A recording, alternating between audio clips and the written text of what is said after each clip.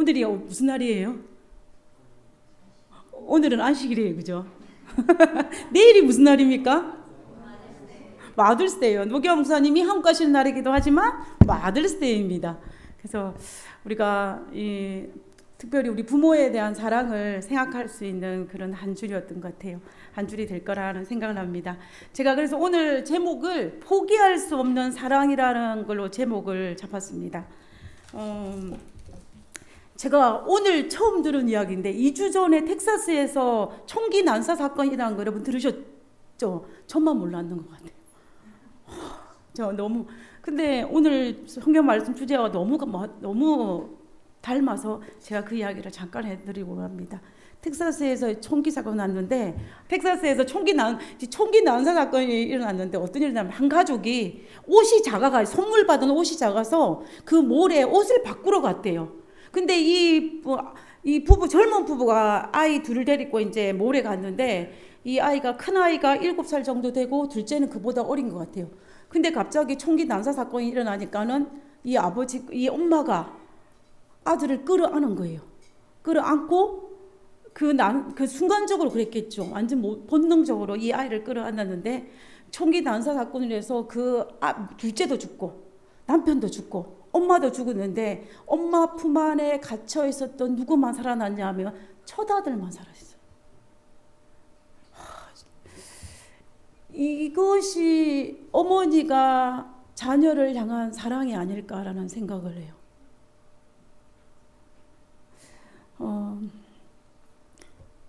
엄마는 그 순간에 아들밖에 눈에 보이지 않았던 거죠. 자신이 피하려면 피할 수 있었는데 자기 자신보다 누가 먼저 자기 머릿속에 들었냐면 그 아이밖에 안 보였던 것입니다. 아마 엄마는 할 수 있으면 두 아이를 다 끌어안았겠지만 그렇지만은 그 앞에 아마 큰 아이가 있었겠죠. 그래서 큰 아이를 끌어안아서 다행히 그 큰 아이만 살아남았다는 이야기가 오늘날 2023년도 우리가 살아가는 이 시대에도 여전히 존재하는 어머니의 사랑입니다. 제가 오늘 이 말씀을 하기 전에 또다시 한 예화를 말씀드리기를 원하는데요. 여러분들이 다 알다시피 세계 제2차 대전에 히틀러가 그 유대인들 학살 사건이 있었지 않았습니까? 가스실에 넣어서 수많은 유대인들을 학살했는데 그 중에서 학살당한 사람이 몇 명이냐면 600만 명이 죽었대요. 600만 명이. 어마어마한 숫자. 우리가 카운트해도 카운트할 수 없는 어마어마한 숫자가 이제 그 죽임을 당했는데 근데 그 가스실에와 갖는 이 수용소에 어떤 패밀리가 왔냐면 아버지와 어머니 그리고 두 아들이 있는 한 가족이 이 수용소에 잡혀왔어요. 수용소에 이제 노동을 하다가 노동력의 가치가 떨어지면 가치가 떨어지는 순서대로 가스실에 보내서 이제 죽게 만드는 거예요. 그것이 그때의 하나의 룰이었습니다. 근데 이 부모에게는 항상 걱정이 하나 있었어요. 그 걱정이 뭐냐면 이 둘째 아들이 어리기도 하고 몸이 약했어요. 아주 병약했습니다. 그래서 이 부모는 항상 이 둘째 아들이 혹시나 가스실에 끌려가지 않을까라는 두려움을 가지고 하루하루 보냈어요. 그래서 이제 낮에 바깥에 나가서 일을 하다가 집에 돌아오면은 집이 아니죠. 그 수용소에 들어오면 어떻게 해요? 아이들 얼굴을 찾는 거예요. 가족들의 얼굴을 찾으면 오늘도 무사했구나. 하나님 감사합니다라고 하루를 보낸 것입니다. 그것이 하루의 일과인 거예요. 매일 끌려갔다가 돌아오면 다시 아이들이 살아있는지 확인하고 그랬는데 이제 오늘날 이 아버지가 일을 마치고 돌아와가지고 가족들을 찾는데 첫째 아들은 찾았어요. 그런데 자기 와이프가 보이지 않는 거예요. 아내가. 그리고 또 보니까 누가 안 보이냐면 막내 아들이 안 보이는 거예요. 둘째 아들이. 그래가지고 이 아버지가 이 아들을 둘째 아들과 자기 아내를 찾기 위해서 온 사방을 헤매고 다녔습니다. 그런데 찾을 수가 없는데 어떤 소식을 들었냐면 이미 자기의 둘째 아들과 엄마가 가스실에 들어갔다는 소식을 들은 거예요. 그러면서 그 장면을 끌려갔을 때 그 장면을 지켜본 다른 유대인들이 이 아버지에게 이야기해 줬는데 뭐라고 이야기하냐면 이제 이 둘째 아들이 몸이 약해가지고 이제 가스실에 끌려가는 그런 상황에 있자 감시원이 이 아이를 끌고 가는 겁니다. 끌고 가니까 아이가 어떡하겠어요? 막 울면서 무서워서 벌벌벌 떨면서 막 울면서 끌려가는 거예요. 근데 그때 그 옆에 하필이면 누가 있었냐면 하필이 아니죠. 누가 있었냐면 엄마가 있었어요. 엄마가 그 모습을 보니까는 너무 가슴이 아파서 엄마가 어떻게 하냐면 그 끌려가는 아이 손을 잡으면서 아들아 울지 마라. 내가 같이 간다라면서 그 아이를 끌어안고 가스실에 들어갔대요. 그래서 이 아이는 울음을 멈추고 엄마의 품 안에 안겨서 무사히 가스실에 둘이 나란히 걸어갔다는 이야기를 그것을 지켜본 증인들이 그 아버지에게 해주었습니다. 어머니 입장에서는 피할 수 있는 죽음이었어요. 그죠? 피할 수 있는 죽음. 그때 모른 척 해버리고 그냥 옆에서 뭐 하기만 하면 울기만 했어도 이 어머니는 죽지 않을 수 있는 상황이었어요. 그러나 그 아들이 가스실에 가는 그 모습을 보면서 울부짖는 그 아들을 보면서 이 어머니가 그 아이를 끌어안으면서 자식 홀로 그 길을 가게 할 수가 없어서 그 아이들과 함께 갔던 이 어머니의 모습을 우리는 여기서 또다시 한번 지켜보는 것입니다. 총기가 난사되는 가운데 그 아이를 끌어안아서 자기가 총기를 대신 맞은 그 젊은 어머니의 그 사랑과 그리고 가스실에 같이 들어간 그 어머니의 사랑이 우리가 이 땅에 허락하신 부모가 우리에게 허락한 그 큰 사랑이라는 것을 우리는 결코 잊지 못하는 것입니다. 저는 어머니의 사랑은 아들의 애통함과 같이 하는 사랑인 것 같아요.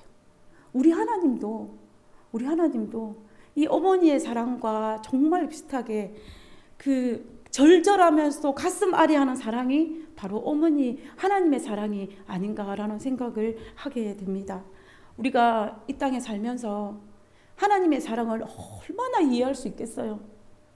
얼마나 이해를 하겠습니까? 저는 가끔 내가 어떻게 하나님의 사랑을 이해할 수 있을까? 이해를 못하는 것 같아요. 근데 조금은 하나님의 사랑을 맛볼 수 있는 것을 줬는데 그는 우리 이 땅에 살면서 육신의 어머니를 허락하셨다는 거예요. 우리는 육신의 어머니를 통해서 하나님의 사랑이 어떤 것인지를 조금은 맛보게 하셨고 그리고 우리가 자녀를 낳아서 그 자녀를 키움으로 말미암아 내가 하나님의 사랑을 조금은 맛보게 하셨다는 것입니다. 그런 걸 볼 때 우리가 하나님의 사랑이 얼마나 큰지를 우리가 알 수가 있는 것 같습니다. 우리가 이 파워포인트 보시면 하나님의 사랑을 가장 잘 알고 있는 성경구절이 정말 성경에 많습니다. 그렇지만 오늘은 제가 이 남방 유다를 멸망시킨 때에 활동했던 선지자가 예레미야였다면 북방 이스라엘이 멸망할 때에 활동했던 선지자가 호세아예요. 남방 유다가 멸망할 때 이 예레미야는 눈물로 호소하면서 하나님의 사랑이 어떤 건지를 보여주었습니다. 그러면 북방 이스라엘의 마지막 선지자였던 이 호세아는 정말 음탕한 여인 아내 고멜을 아내로 맞아들여서 그 아내를 짝사랑하면서 그 아내에게 정말 조건 없이 베푸는 그 사랑을 통하여서 하나님의 사랑이 무엇인지를 우리가 알려주는 것이 호세아서입니다. 그래서 오늘 이 시간에는 이 호세아 선지자를 통하여서 하나님의 사랑이 얼마나 애절하고 얼마나 절절하며 그리고 얼마나 그 자녀의 고통과 함께 아파하는 그러한 사랑인지를 오늘 이 시간에 말씀을 통하여서 호세아서를 통하여서 한번 살펴보기를 원하는 것입니다. 어느 시골 교회에 한 젊은 총각 전사님이 부임을 했습니다. 근데 이 전사님이 너무 잘생겼어. 잘생기고 설교도 아주 잘하고 거기에다 인품도 너무 좋은 거예요. 여러분 어떻습니까? 우리 집에 딸이 있으면 시집을 어떻게 해야 될 것 같아요? 보내서 사위를 삼아야죠. 사위를 삼아야지 않겠습니까? 너무 좋은 거야. 그래가지고 이제 그 교회의 젊은 처녀들은 눈이 바짝바짝 빛이 나면서 어떻게 하면 이 젊은 총각 전사님과 눈이 잘 해볼까라고 막 하고 있었어요. 근데 부모들은 어때요? 어떻게 하면 내 딸과 이 전사님과 연결을 잘 시킬 수 있을까라고 그렇게 아주 하고 있었습니다. 그래서 이제 여러 사람들이 어떻게 했냐면 중매를 서기 바빴어요. 전사님, 내 딸은 어때요? 이러면서. 여러분 같으면 중매를 서지 않으시겠습니까? 중매를 설 거예요. 그죠? 그런데 이 전사님이 이상하게 요지부동인 거예요. 아무런 반응을 보이지 않아요. 그러니까는 그 교회 젊은 처녀들도 마음이 애가 닳고 그리고 부모들도 애가 닳고 교회 목사님, 전사님이나 장로님이나 집사님들은 애가 다른 거예요. 그런데 갑자기 갑자기 이 젊은 총각 전사님이 자기가 결혼할 여자라고 덜컹 데리고 왔어요. 아이고 큰일 났네. 덜컹 데려왔는데 보니까는 이 여자를 가만히 보니까 이 여자가 어떤 여자냐면은 외모부터 달라요. 옷도 굉장히 화려하게 입고 화장도 아주 진하게 하고 그런 여자를 딱 데리고 온 거예요. 아니 그리고 조금 조사를 해보니까 이 여인이 어떤 여인이냐면은 신앙도 제대로 안 한 여인이고 그리고 부모님도 신앙을 안 하고 믿는 집안에서 자라지도 않았고 그까지는 괜찮아요. 오케이.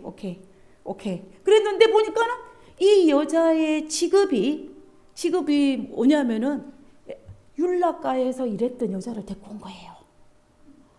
이것이 교회 들어왔으니 교회가 어찌 됐겠습니까? 완전히 난리가 났죠. 그러니까 그럼 여러분 같으면 어떻게 할 것 같아요? 이런 상황이 되면 이런 여인과 결혼해서 우리 교회 사모로 모시고 오겠다라고 하면 어떻게 하겠습니까? 너무만 했겠어요. 가가지고 문을 열면서 전사님 정신 차리시라고. 지금 목사 산수아님이 나갈 길이 어떤 길인데 이런 사람을 사모로 데리고 와서 어떻게 하겠냐고 난리가 나지 않겠습니까? 그랬는데 진짜로 그런데도 이면서 요지부동인 거예요. 하나님께서 허락하셨으니 제가 결혼을 하겠다라고 덜컹 결혼을 해버렸어요. 이 여인의 이름이 누구냐면 고멜이에요. 이 정곽 전사님의 이름이 호세아입니다. 호세아예요. 자, 우리가 정말 우리가 이런 결혼을 우리가 절대로 반대할 건데 호세아 자신도 이 엄난한 여인 고멜을 아내로 맞이했을 때에 내 삶이 어떻게 될 것이라는 것이 알았을까요? 몰랐을까요? 알았죠. 저는 알았을 거라고 생각해요. 알았을 거라고. 그렇지만 하나님께서 명하셨고 하나님께서 허락하시기 때문에 그 엄난한 여인이라 할지라도 그 고멜을 자신의 아내로 맞이하드린 것입니다. 그래서 호세아는 이 결혼이 평탄하지 않을 것이라는 것을 그는 너무나 잘 알고 있었어요. 그런데 그거 아십니까? 하나님께서 우리를 선택하셨을 때도 그 결과가 평탄하지 않을 거라는 것을 아셨다라는 거예요. 하나님께서 이스라엘 백성들을 선택하실 때 이 이스라엘 백성들을 선택함으로 말미암아 내가 얼마나 가슴 아리할 것이라는 것을 하나님도 아셨어요. 우리를 하나님의 자녀로 삼으셔서 살아가시게 우리를 부르셨을 때도 하나님은 아셨다라는 거예요. 그게 아시면서도 불구하고 하나님께서는 우리를 하나님의 자녀로 이스라엘 백성들을 당신의 백성으로 부르신 분이 바로 우리의 하나님이라는 것을 우리는 잊지 말아야 할 것입니다. 하나님께서는 아무리 말을 해도 알지 못하는 이스라엘 백성들을 호세아의 결혼을 통하여서 사랑할 수 없는 아내를 맞이한 것처럼 사랑할 수 없는 이스라엘 백성들을 사랑할 수 없는 우리들을 아내로 맞이한 하나님의 심정을 우리에게 대변해 주셨다라는 것입니다. 사랑할 수 없음에도 불구하고 사랑하신 하나님의 사랑을 호세아의 결혼 생활을 통하여서 그 절절한 사랑을 우리에게 나타내는 것을 볼 수가 있습니다. 성경에서 분명히 그렇게 말씀하셨어요. 내가 여기서 내가 누구겠습니까? 우리가 사실은 성경을 읽을 때요, 주어를 아는 것은 굉장히 중요합니다. 때로는 성경을 읽다가 딱 멈추고 주어가 누구, 목적어가 누구인지를 찾아볼 필요가 있어요. 내게, 이 내게가 누구일까요? 내게 장가들어. 여기에는 내가 호세아가 아니고요, 하나님이에요. 하나님이 내게, 이스라엘 백성들에게 장가들어 영원히 살되 공의와 정의와 은총과 긍휼이 여김으로 내게 장가들며 진실함으로 내게 장가들리니 내가 여호와를 알리라 그랬습니다. 결국 우리가 이중으로 볼 수가 있죠. 하나님께서 이스라엘 백성들에게 진실되게 장가들은 것처럼 호세아가 음란한 여인 고멜을 장가든 것을 그 두 개를 오버랩돼서 하나님께서는 자기가 이스라엘 백성을 향한 사랑이 어떤 사랑인지를 이스라엘 백성들에게 말해주기를 원했던 거예요. 아무리 말을 해도 알아듣지를 못하니까 어떻게 하냐면 실물을 보여주신 것입니다.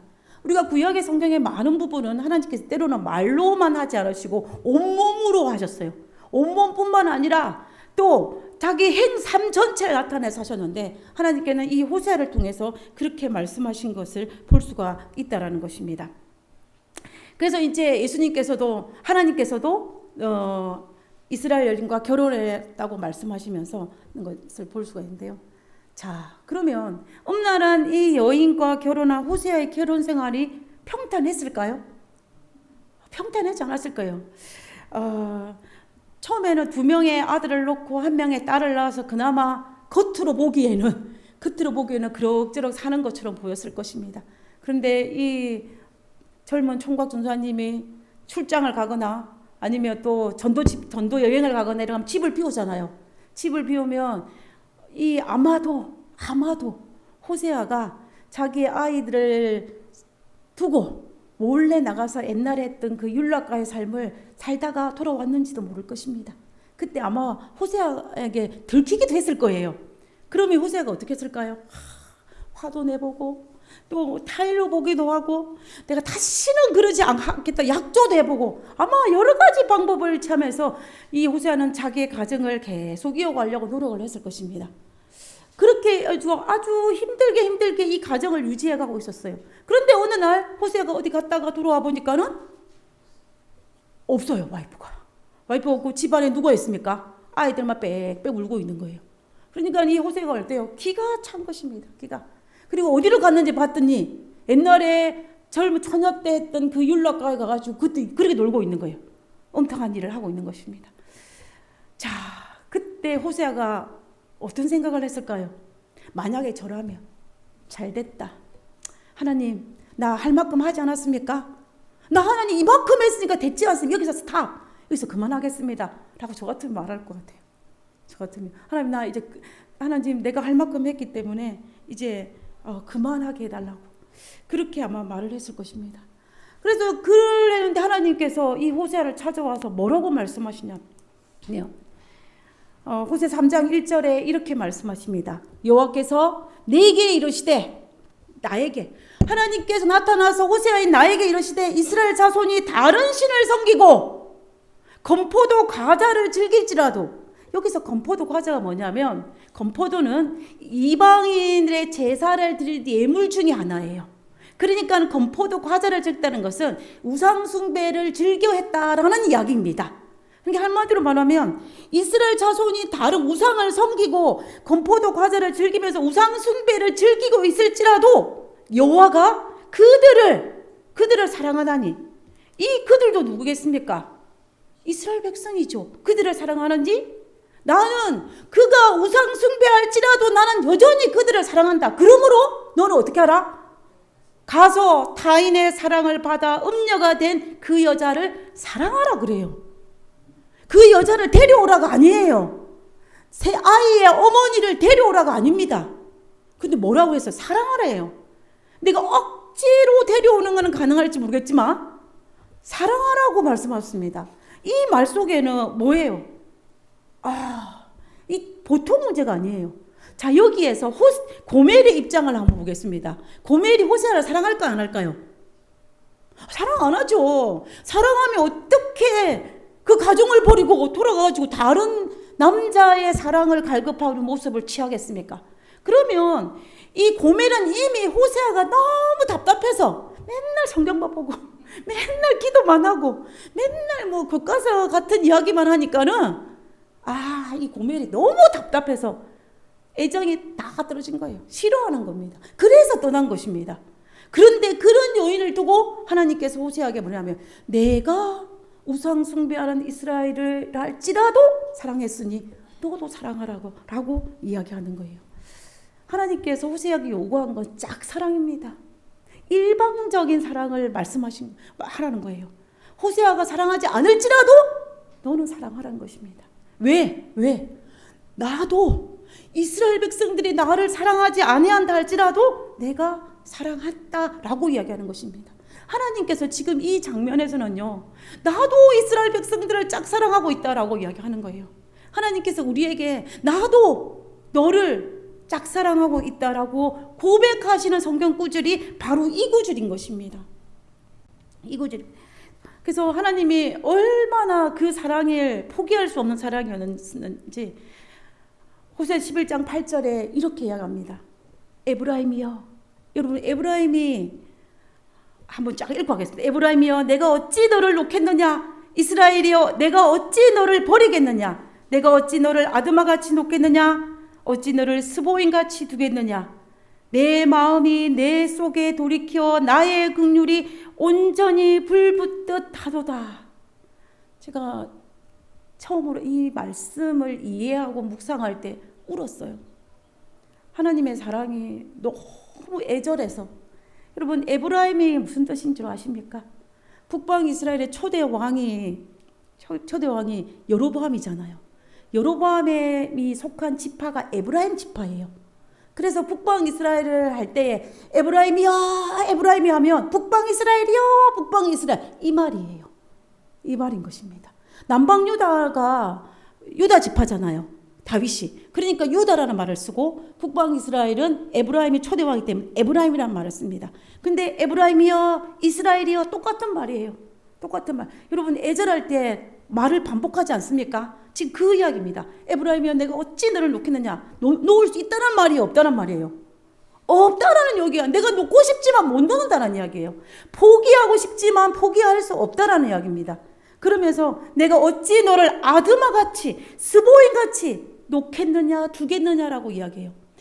아드마와 스보임이 뭐냐 하면은, 여러분, 소돔과 고모라 성이 하늘에서 불이 내려서 멸망할 때에 두 도시만 멸망한 것이 아니라 그 옆에 있는 스보임과 아드마도 같이 멸망을 했어요. 우리가 성경을 읽어보면 이 네 도시가 하늘에서 불이 내려서 멸망했는데 이 스보임과 아드마도 그때 멸망한 도시입니다. 그래서 예수님께서 하신 말이 무슨 말이냐? 내가 불로 멸망한 그 도시처럼 내가 어떻게 놓겠느냐? 버릴 수 있겠느냐? 포기할 수 있겠느냐? 라고 이야기하는 거예요. 내가 포기하고 싶으면 포기하려고 하면 너무 속이 상해서 너무 하려고 하면은 내 마음이 하나님의 마음이 내 속에 돌이켜서 내 긍휼이 온전히 불붙는다라고 했어요. 여러분, 속이 애간장이 녹는다는 말을 쓰시죠. 애간장이 녹는다. 지금 이 애간장이 녹는 장면이에요. 하나님께서 이스라엘 백성들을 포기할 수 없는 그 애절한 사랑, 그것을 표현한 성경 구절이 바로 이 구절입니다. 그래서 하나님께서는 호세아에게 내가 이스라엘 백성들을 이렇게 사랑한다라고 이야기하시는 거예요. 그러니 너도 어떻게 하라? 너도 음란한 여인 고멜을 데려와서 그를 데려오라가 아니라 사랑하라고 이야기하는 거예요. 사랑하라고. 예수님께서 하나님이 포기하고 싶으셨지만 포기할 수 없는 그 사랑의 깊이를 우리에게 정말로 잘 나타내는 부분이 아닌가라는 생각을 합니다. 우리가 이 유태인 아들이, 둘째 아들이 가스실에 끌려갈 때 그 아들이 울부짖으면서 통곡할 그 모습을 보고 이 어머니가 애간장이 녹아서 애끓어서 그 아이를 안고 같이 가스실에 들어갈 수밖에 없던 그 어머니의 사랑과 하나님께서 지금 이 호세아 선지자에게 말씀하는데 그 애절한 사랑이 너무나 동일한 것입니다. 오늘날 육실의 모든 어머니들은 다 그렇게 못하지만 하나님은 그보다 더 큰 사랑을 우리에게 하고 계시는데 그 사랑이 바로 포기할 수 없는 하나님의 사랑임을 우리에게 말씀하고 계시는 것입니다. 우리가 성경에 볼 때 저는 구약을 우리가 무서운 하나님이라 그러잖아요. 신약은 사랑의 하나님을 나타낸다고. 근데 저는 구약을 읽으면서 우리 하나님은 빼도 박도 못하는 사랑의 하나님이라는 것을 부인할 수 없는 수많은 부분들을 제가 발견하게 되는데요. 우리 모두가 다. 저는 오늘 이 하나님의 사랑이 얼마나 애절한지를 제가 한 도표를 통해서 설명을 해드리기를 원합니다. 하나님께서 우리에 대한 사랑이 얼마나 애절한지. 여기에 보시면은 여러분 우리가 다 알고 있는 사건이에요. 우리가 이 이스라엘 백성들의 출애굽한 연도가 언제입니까? 애굽에서 종살이하고 있는 이스라엘 백성들을 시켜서 시내산에 돌아와서 시내산에 언약을 맺고 그들에게 성소를 내가 너희와 함께할 성소를 허락한 그 연도가 BC 1446년이라고 보통 봐요. 6년입니다. 제가 이 연도를 적은 이유가 있습니다. 자, 그래서 이제 하나님께서 어떻게 합니까? 이스라엘 백성들을 내 백성 삼으셨어요. 내 백성. 이스라엘 백성들은 내 하나님이라고 맺은 언약이 신에서 언약이에요. 그리고 내가 너와 함께 하려는 약속이 성소입니다. 그래서 이스라엘 백성은 그 언약과 이 성소를 가지고 광야를 돌고 가나안 땅에 들어와서 사사시대와 왕정시대를 거치면서 하나님의 보호 안에서 그 나라가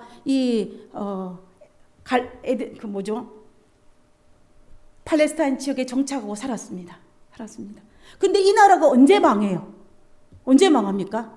남방유다는, 북방이스라엘은 722년에 아시리아에서 멸망했는데 남방유다는 언제 멸망을 했냐면 BC 586년에 멸망했어요.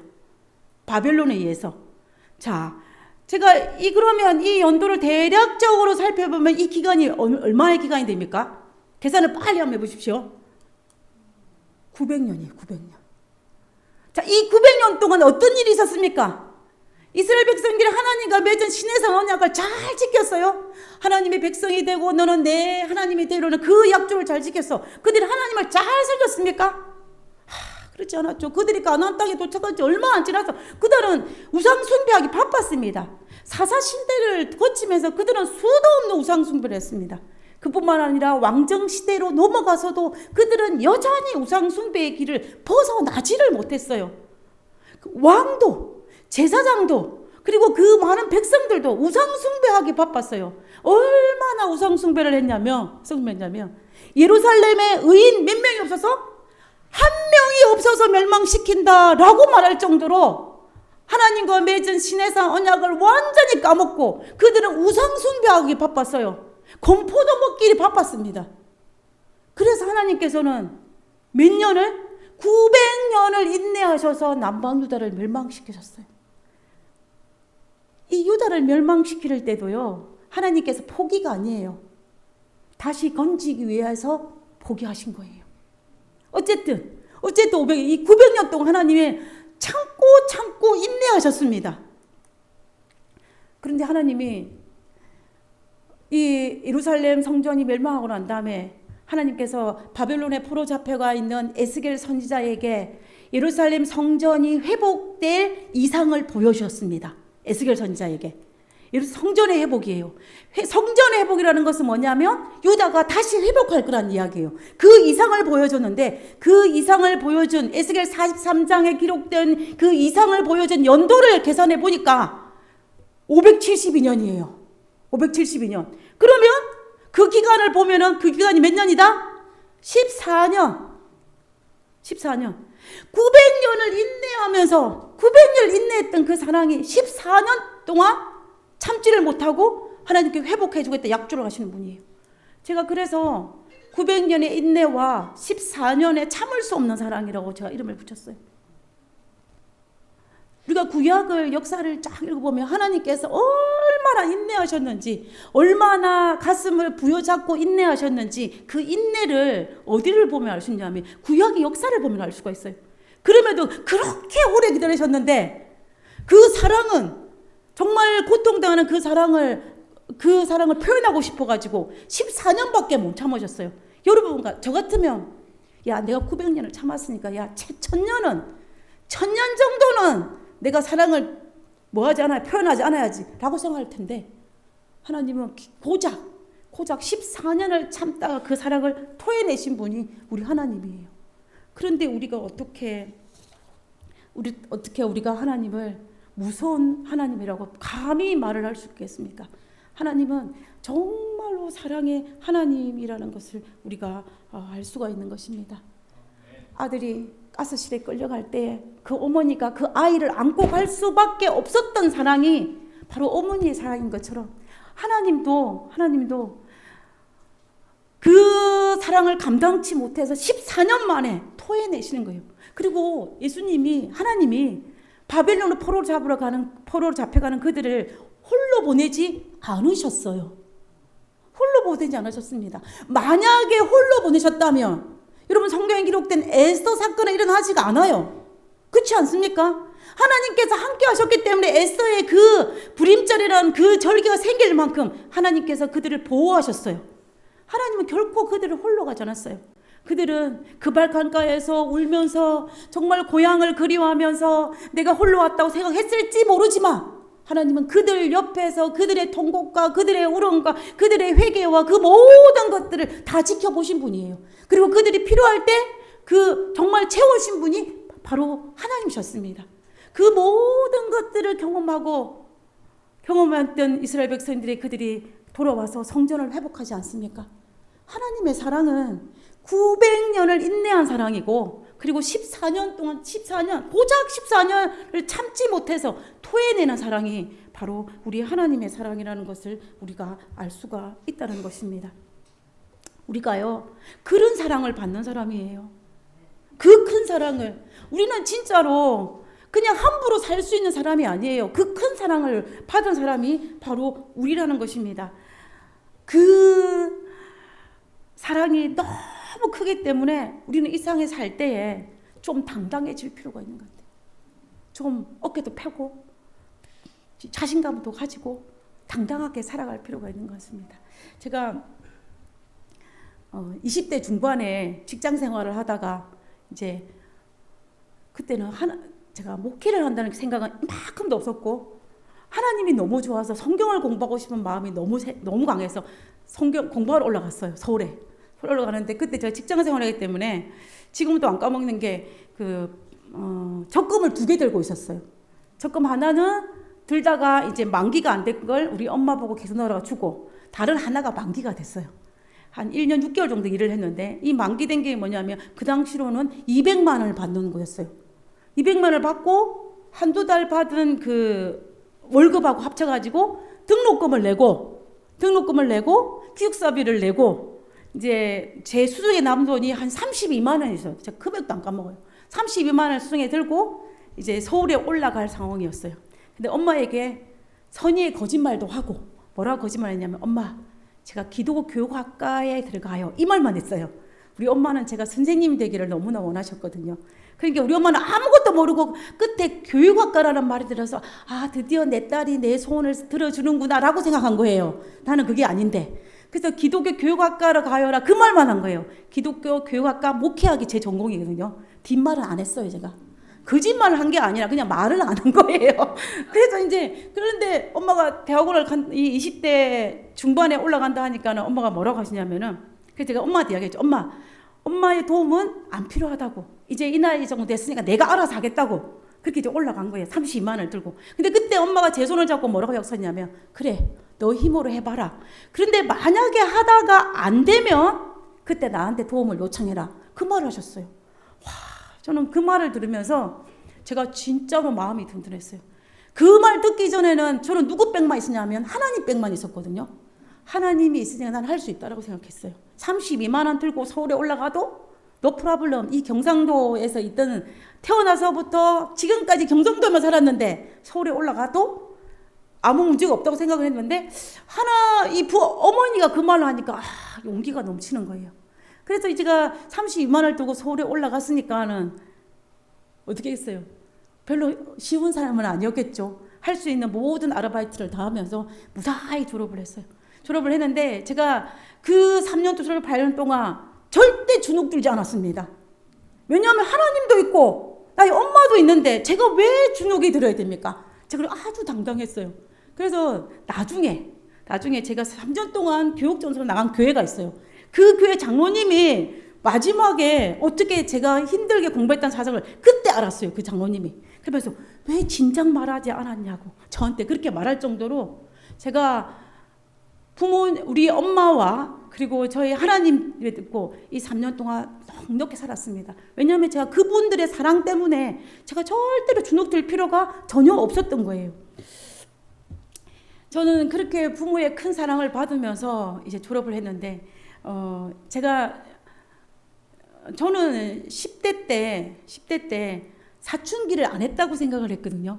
근데 우리 친정 어머니는 제가 사춘기를 지독하게 했대요. 자, 이 모습이 누구 모습이냐면 저희 친정 엄마예요. 불과 며칠 전에 저희 엄마 생신이라서 우리 형제들이 모여가지고 생일 케이크하고 부르는 거예요. 우리 엄마는 굉장히 얌전해 보이시죠? 저랑은 좀 달라요. 아주 얌전하신 분이에요. 근데 이분이신데 저에게 하는 말이, 너는 10대 때 사춘기를 너무 요란해가지고 내가 속이 너무 상했다라고 그 말씀을 하셔요. 저는 동의하지 않지만 저는 사춘기를 그렇게 요란하게 보낸 것 같지는 않아요. 그런데 이제 제가 왜 저희 친정 엄마가 그 말을 하냐면, 제가 중학교 2학년 때 처음으로 교회를 다닐 수 있는 계기가 됐어요.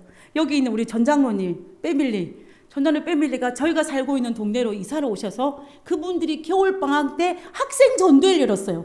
그 전도에 나와가지고 교회를 다닐 수 있는 계기가 됐어요. 그때 제가 교회를 나가기로 결정한 이유가 두 가지가 있어요. 첫 번째는 뭐냐면은 그분들의 모습을 보면서 제가 무슨 생각을 했냐면, 와, 세상에 이렇게 사는 사람도 있구나. 깜짝 놀랐어요. 와, 저렇게 살아가는 사람도 있구나. 그래서 나도 저런 삶을 한번 살아보고 싶다는 생각을 가지고 아주 매혹됐다 그럴까요? 그래서 교회를 다니기로 결심을 한 거예요. 그 다음에 두 번째는 다니엘서 2장이에요.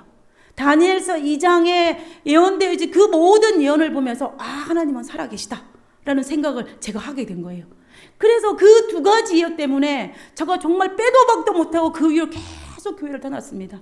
근데 저희 부모님, 우리 아버지가 저를 굉장히 좋아했어요. 제가 막내딸이니까 얼마나 이뻤겠어요. 막내딸도 그냥 막내딸이 아니라 저 맨 꼭지에 나온 막내딸, 정말 다른 형제들은 다 장성했는데 느지막하게 나는 이 막내딸이 얼마나 이뻤겠어요. 그래서 우리 아버지가 저를 굉장히 이뻐하셨어요. 저 기억이 나거든요. 근데 그 아버지가 제가 교회 다니는 걸 굉장히 싫어하셨어요.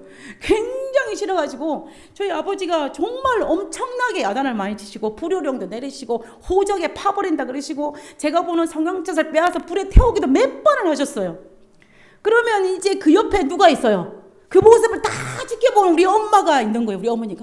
우리 어머니가 있으면서 본인은 어떤 말도 못해요. 왜 말하면 우리 아버지가 더 크게 딸을 혼을 낼 거기 때문에.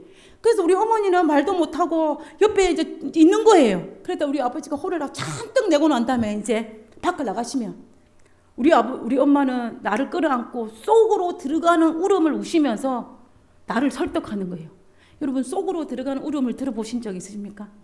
겉으로 토해내는 울음은 유도 아니에요. 속으로 삼키는 울음을 하시면서 우리 엄마가 뭐라고 하시냐면은, 너도 시집 가가지고 너랑 똑 닮은 딸 좀 낳아봐라고 그렇게 말씀하셨어요.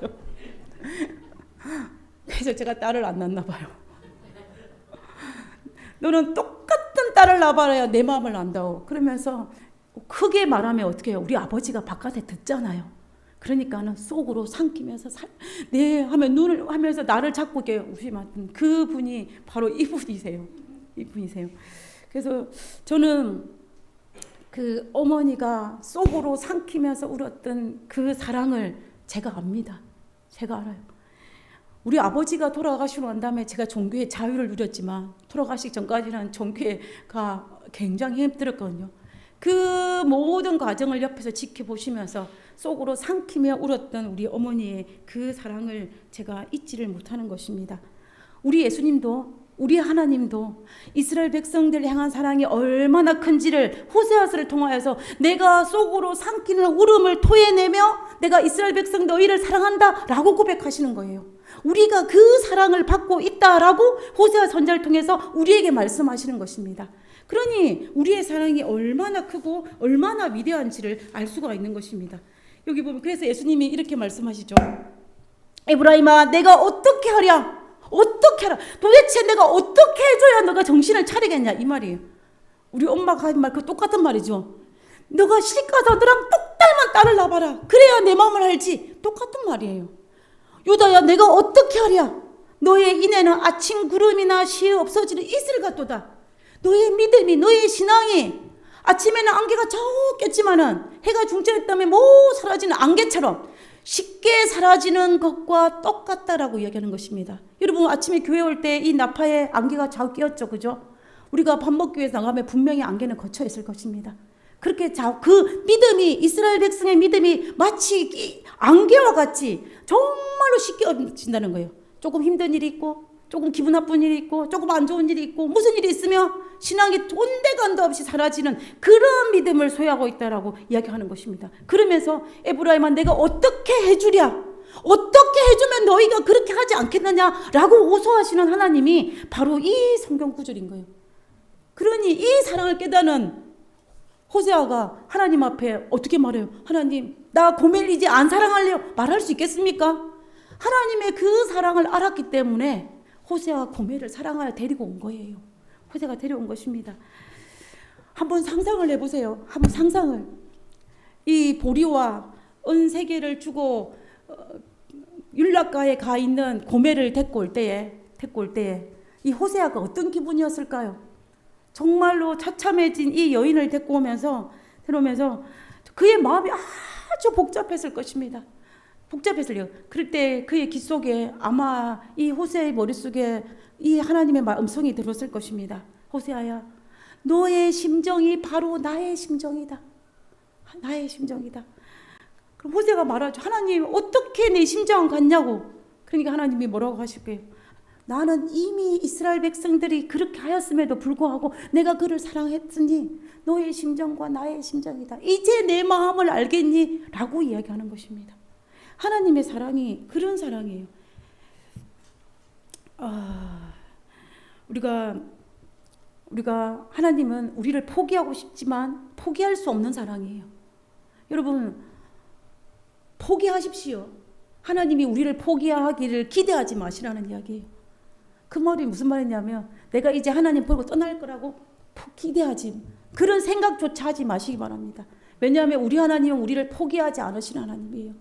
우리를 그 애절함이 포기하지 않는 하나님이시고 정말 우리를 감히 놓지 못하는 애절 하나님이시기 때문에 우리 하나님은 우리를 절대로 포기하지 않으실 거기 때문에 우리는 절대로 그렇게 하지 않아야 될 것입니다. 이 병력한 아들이 가스실에 끌려갈 때에 그의 어머니가 안고 들어갔던 것처럼 우리 하나님도 우리를 그렇게 데리고 들어가신다는 사실을 우리는 잊지 말아야 할 것입니다. 예수님의 얼굴이에요. 저는 이 그림을 좋아합니다. 이 그림. 우리 하나님은 믿음 없는 연약한 우리를 짝사랑하신 하나님이에요. 우리를 자격 없는 우리를 사랑하시는 하나님입니다. 하나님은 우리의 애통함에 동참하신 하나님이고 우리에 대한 사랑을 속으로 삼키며 우시는 하나님이 우리의 하나님이신 것입니다. 그 하나님이 오늘도 나를 포기하지 못해서 어떻게 하고 계시냐면 애달아 하시는 분이 우리 하나님이에요. 우리는 그런 사랑을 받고 있는 사람입니다. 그래서 우리가 살아갈 때 때로는 포기하고 싶을 때가 있어요. 화가 날 때가 있어요. 절망할 때가 있어요. 여러 가지 상황이 있지만 그러나 그 사랑을 받고 있는 나이기 때문에 우리는 어떻게 된다? 절대로 포기하거나 절망하거나 좌절하지 말고 다시 일어나서 하나님의 그 사랑 안에 들어가서 우리가 하나님 안에 들어가는 것이 필요합니다. 저는 이 호세아서의 고멜을 마지막에 그나마 사랑해요. 왜냐하면 그 성경 뒤에는 고멜이 다시 나갔다는 소리가 없어요. 아마도 고멜은 자기에게 베푼 이 남편의 사랑이 너무나 커가지고 변했을 거라 저는 확신합니다. 우리도 변해야 되지 않겠습니까? 우리가 제가 앞에서 고멜이 엄난한 여인이라 했지만 고멜이나 우리나 별 다를 바가 전혀 없어요. 하나님은 우리 보고 뭐라 했냐면 고멜보다 더하다 그랬어요. 고멜보다 더해요, 솔직히. 그럼에도 불구하고 우리를 사랑하셨기 때문에 고멜이 회심했다면 우리도 회심해야죠. 회심해야죠. 사랑은 사랑으로 변화시키고 사랑은 사랑으로 우리가 바뀐다고 말씀하셨는데 하나님의 그 큰 사랑이 우리를 하나님의 그 고귀하고 위대한 사랑이 우리를 변화되고 또 우리가 그로 말미암아 이 땅에서 힘 있는 그리스도인으로 살아갈 수 있는 우리 모두가 되기를 간절히 바라면서 오늘 말씀을 마치도록 하겠습니다.